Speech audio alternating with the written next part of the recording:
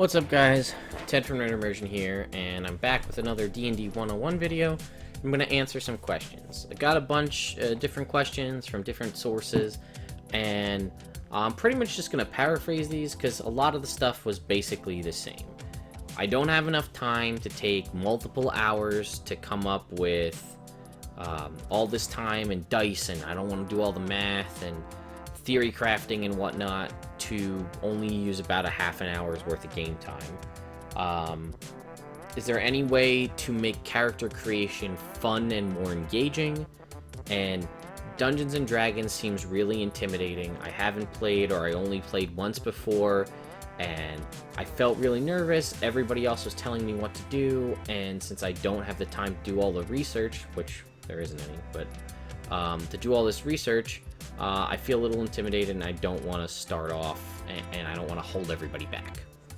So that's kind of the general idea I've got from everybody I've spoken to, and all the questions and things we received, comments and whatnot, so thank you everybody for that. So let's start at the top, and I'll just work my way through this. So first of all, math. I realize people think it's a big part of Dungeons and Dragons, and there is some math, but nothing that you really can't handle with basic addition or calculator if you can't add up 2-digit numbers in your head. Maybe 3-digit if you pull off some crazy crap with some magic. Math, as far as this edition goes, is pretty much adding 2 numbers plus a die roll, or 1 number plus a die roll. You have your main abilities, strength, dexterity, and so on, and you have a proficiency bonus number. Your proficiency bonus is given to you in a table. For every class, the number is the same for whichever class you have. It goes from 2 at the early levels to maximum of 6 at the later levels. The way you basically figure something out, if you're going to make a roll, so let's say you want to make an attack with a sword.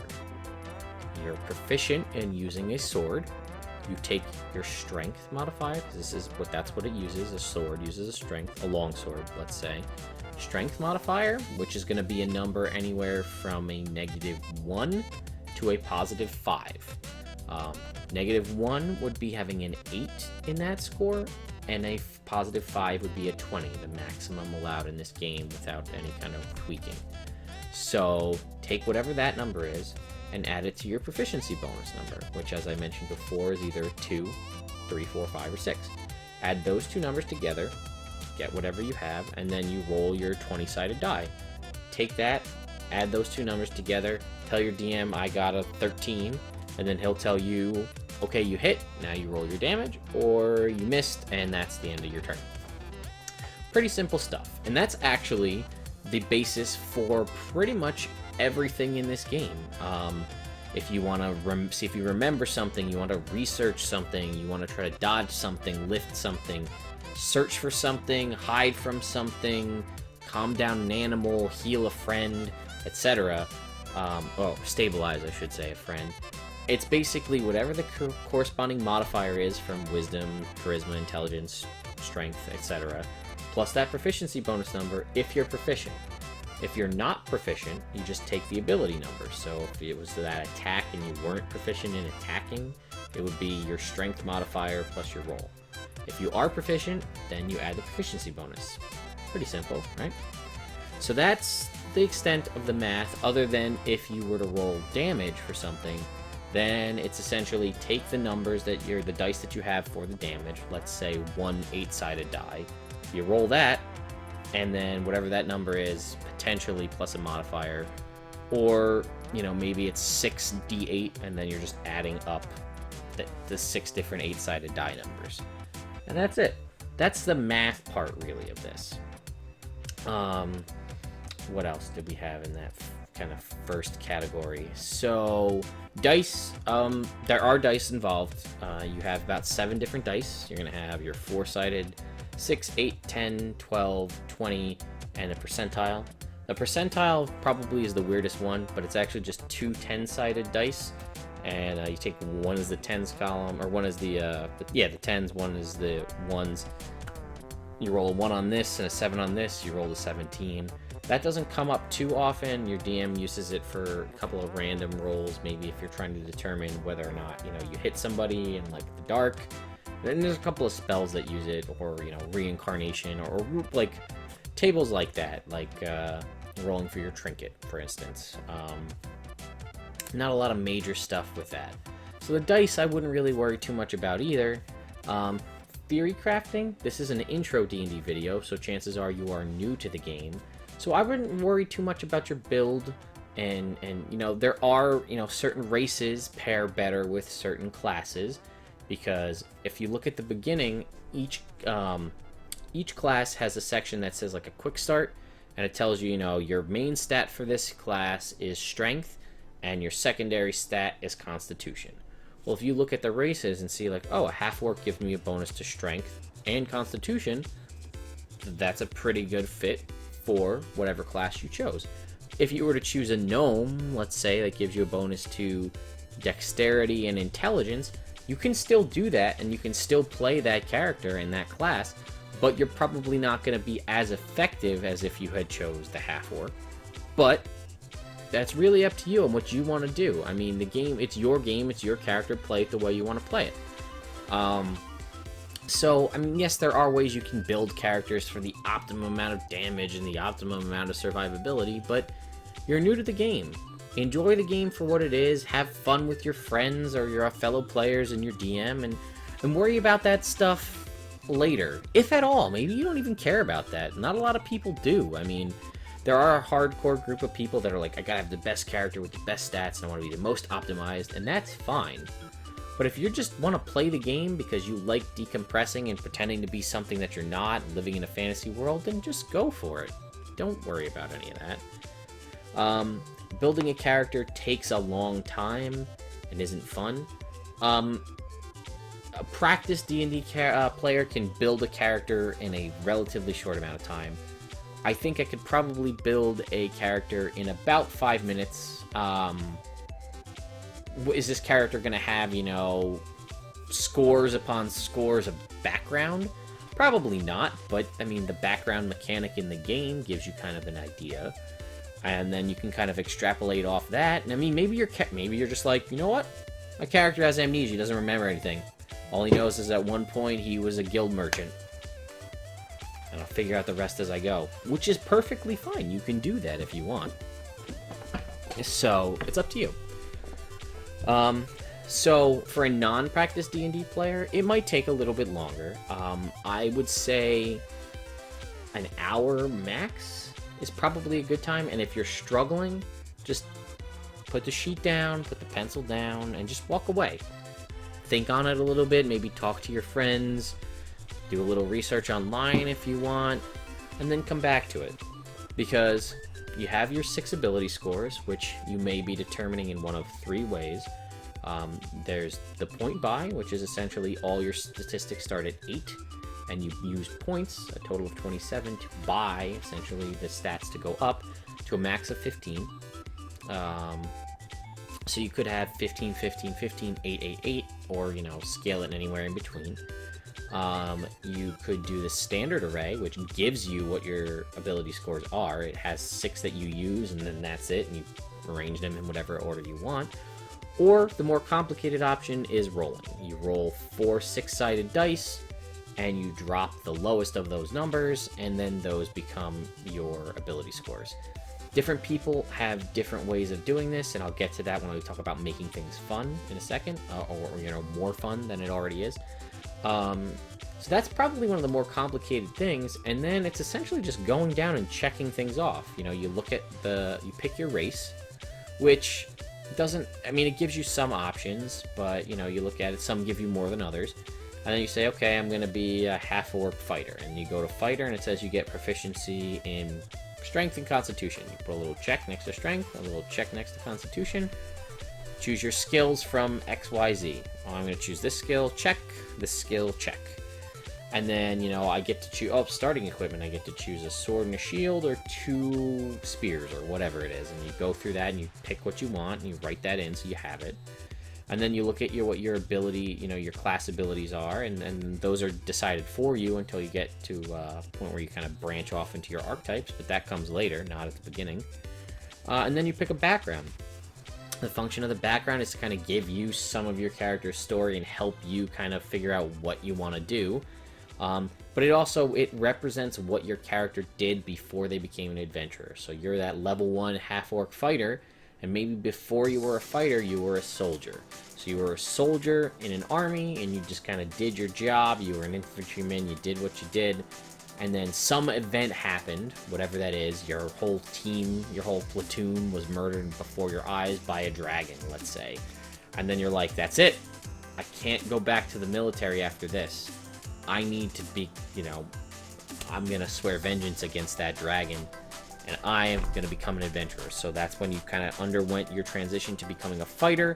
And now you gave your old life, you left your old life behind, and you've moved on to become this adventurer. There are bonds that's part of that to kind of tie you back to your old life. And that may come into play in role-playing scenarios in the future.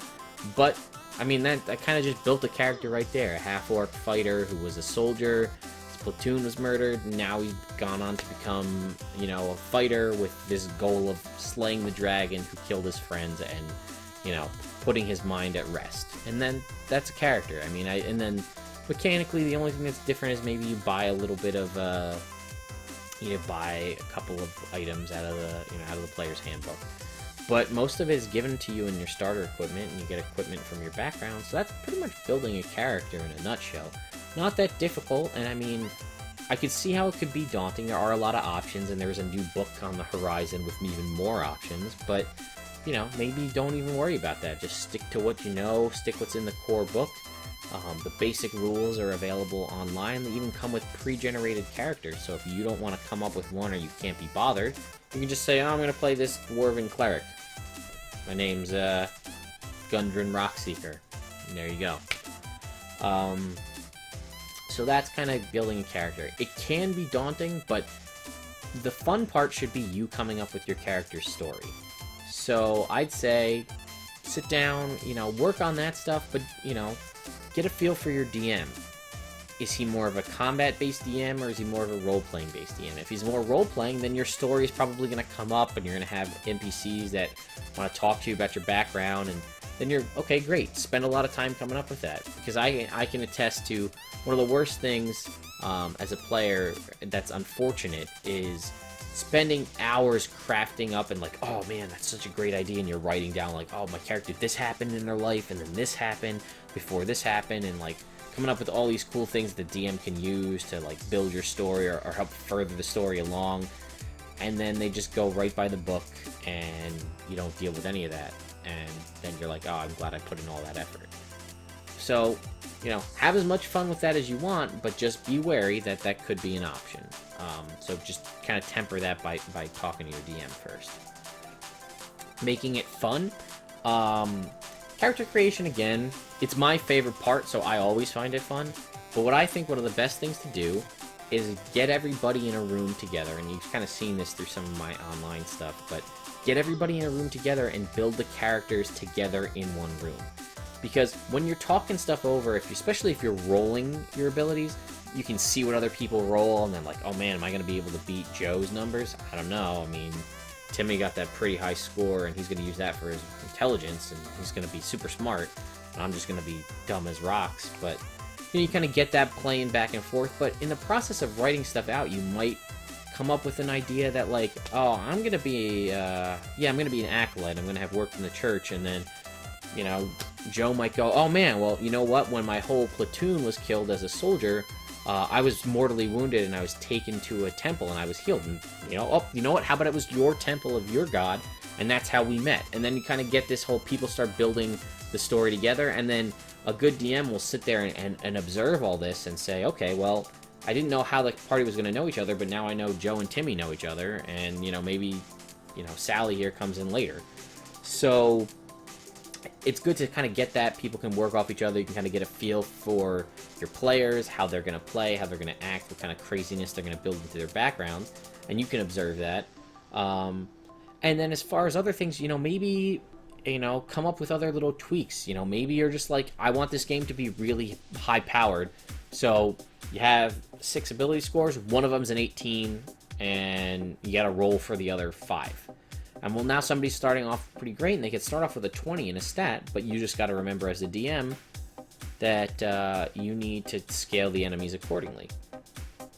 Um, Maybe you do. I've been in games, and I'm going to be in a game where the DM says if you roll the 6-sided dice, if you get 3 of a kind, you get to add the 4th one in. So that's potentially, you roll 6, 6, 6, 2, well, you're starting at a 20, with that stat. But he also said if you roll 4 of a kind, it's an automatic 18. So 4 6s is an 18 rather than a 24, which would probably break the game anyway, but that's something. I also came up with this idea I'm thinking about implementing where if everybody's in agreement, you can choose a designated roller. So you're like, okay, I'm going to pick Rob. Rob's going to roll for everybody. So you got 4 players, and you think Rob's hot and he's on fire today with his dice rolling. Rob's going to roll the stats for everybody. And then everybody has to use those numbers. They can arrange them as they see fit, but they have to use whatever he rolls. And the way I'm going to counterbalance that is like, okay, Rob's rolling for everybody. Everybody's going to start with a magic item then. Like, everybody's going to start with an uncommon magic item of their choosing in their inventory. You got to work it into your background, but you have that because you're going to allow me to have the fun of watching Rob roll for everybody. And when Rob rolls that 8, everybody freaks out because they're like, holy crap, this is going to suck. And then, you counterbalance that with a magic item. Or I did another game where I said we're going old school D&D style. You start off with strength and you're rolling stats. So it was just an option, but like if you roll, the first set you roll is your strength, the second set is your dex, third is your con, and so on. And again, you can start with a magic item of your choice that's uncommon rarity. But if you're planning on playing a wizard and you roll an 18 for your strength and an 8 for your intelligence, well, that's gonna suck for you as a wizard. But hey, you got this magic item. So I like having fun with that and doing that kind of stuff. So that would be my best idea for trying to make character creation a little more fun. Get everybody together, order a pizza, have a couple of beers, and then just kind of play it out natural. I mean, that situation might take 6 hours because everybody's just dicking around and pulling the DM's attention left and right. So that's how I would recommend making it more fun. If you're a DM just starting and you want to make it difficult, set the stat cap lower. Make it 16, make it 14 if you want to get really difficult. But the game kind of has this built-in thing where even at high levels, you still have about a half chance to hit versus higher level enemies. So just be mindful of that. And lastly, the intimidating thing. Our Tuesday night game, we're actually going to potentially have somebody join, and this was one of the things that she said. She had played in a game before, but it was all people that had played together and were kind of far along in the campaign and had played a bunch. So she made a character, and then she was like, I think they made her a spellcaster too, which can be daunting if you're new to the game because spells are a lot to manage. And she was like, I don't know what to do, and they're like, well, here, just cast Fireball. And she's like, okay, I cast Fireball. And they're like, good, now go hide behind a tree. Okay, go hide behind a tree. And she didn't even play. They just played for her. And at that point, just give them your character sheet and go do something else, because they obviously are more interested in playing your character than you are. So I can see that, but feel your group out. I mean, if you join a D&D group and you don't like it, and you're like, say you're at a game shop and there's like 6 groups going, and you don't like this group, try a different group next week. I mean, if you're not enjoying yourself playing this game, that's what it's about. If you're not having fun, then don't play with them. I mean, or talk to your DM and say, listen, this happened, I'm not really having a good time. Is there any way we can fix that or change that? Can we do something different? And if they say absolutely not, then all right, thank you for your time, I'm gonna go play with these guys over here. They say, yeah, well, I'm sorry, I didn't mean that, and then you kind of work that out. Another thing I would say is if it's your first character in an RPG, your first character in D&D, whatever it is, maybe play something that's more that you identify with or is more like you. That way, if you don't know what your character would do, you can just default to, well, what I would do in this situation. Oh, okay, then my character does this. And it helps you build the personality, helps you make the character an actual character, if you feel identified for this. I mean, like, if you are just a shut-in and you're really meek and you're a very intellectual person, and you're like, okay, I've never played before, I'm going to play this boisterous half-orc barbarian, great. If that's what you want to do, go for it. But you might find it hard at times to identify with your character. Potentially. I mean, if you're a great role player and you love role playing, then that's what D&D is all about, being something that you're not and getting to live in a fantasy world. But, you know, if you're struggling for what to do, maybe playing the more cloistered wizard is more of your style of thing to do, because then, you know, you're surrounded by your books and you have your tight group of friends, which could be the player character party, and then you're ready to go. I mean, the very first time I played D&D, I mean, I'm a big outdoorsy guy. You wouldn't know it from any of this stuff, but I love the outdoors, hunting, fishing, all that stuff. Been doing archery since I was 2 years old, so the first character I ever played was a Wood Elf Ranger, real original for me, right? So, I mean, all I did was shoot things with my bow and track things and live in the woods. And you know what? I had a great time with that character. And it allowed me to kind of get my feet on the ground for role-playing games in general, and then that allowed me to develop, okay, well, now I want to play a bard, a criminal bard, which is very different from me in personal life. So that was something that I could do. But I've seen the other side. You know, my wife, you know, in college, this is right after college, she was a rugby player, and, you know, rough and tumble, and she decided to play a half-orc, which is obviously not a very attractive character, and a monk who's very disciplined and all about, you know, inner peace and you know, fighting with martial arts. And she just got bored. And, you know, I mean, you really can't play the game wrong, but when you're, like, trying to go out and be crazy as a monk, it doesn't really fit the character. She probably should have been a human barbarian and just went into rage and just murdered things, but, you know, she got bored of it, now she doesn't play D&D anymore, and I feel like that sucks because that was her first impression of the game, and it's going to be impossible, and I almost don't even want to ask her to try to play again, because, you know, you don't want to force somebody to do something they don't want to do, and that kind of sounds like that's what happened to our one friend. You know, she got asked to play, and then somebody played for her. So play what seems right to you, and talk it out with your DM and your fellow players. You know, if you're like, I really like the idea of being a sorceress. Okay, great. Be a sorceress, but be mindful that there's a lot of paperwork involved with keeping track of your spells. A lot less than being a wizard, but, you know, you're going to have to be like, okay, how many first level spells, how many cantrips, how many second level spells, and so on. And, you know, it's cool and you might enjoy it, but you might be like, you know what? This is too much paperwork and I can't keep track of all these spells. And then go to your DM and be like, listen, you know, I really tried the sorcerer as my first character. I really just want to be a fighter. Is that cool? And I would imagine in most situations, myself included, a good DM is going to say, you know what? Sure, I want you to have fun. Because if you're having fun, then I'm having fun, and everybody else at the table's having fun. And then it'll be a good time. So, you know, there's obviously every situation is different, and your mileage may vary. And please comment, you know, experiences and things on this video. Let me know what you think. Has any of this stuff happened to you? How did you cope? You know, I had like I said, that one game at the Adventure League. I was having a really good time playing with people, and then some people stopped showing up. We got some new players that were not really my cup of tea. And, you know, I haven't been able to play D&D in a long time, so I was able to play once a week for, like, 8 weeks in a row. It was awesome. And then, like, things started changing, and I made the conscious decision, you know what? Like, I'm not going back. You know, I don't want to... The other groups were all kind of tight-knit, and I had this one group that I really liked, and people left, and it became not fun for me, so I decided I'm not going back. And now I'm running other games and haven't letting other people have fun. So, you know, this is a pretty long video, but hopefully that answers your guys' questions, or at least helps debunk some of that stuff. Again, I'm going to go more into these in depth when I get into the, you know, what you need to do, what you need to have, and what you need to be ready for when you're first going to start playing, what you're going to need to bring on the day of play. You're looking into the Adventure League, first-time DM. So there's probably going to be about 5-6 videos in this series, but we'll see what happens.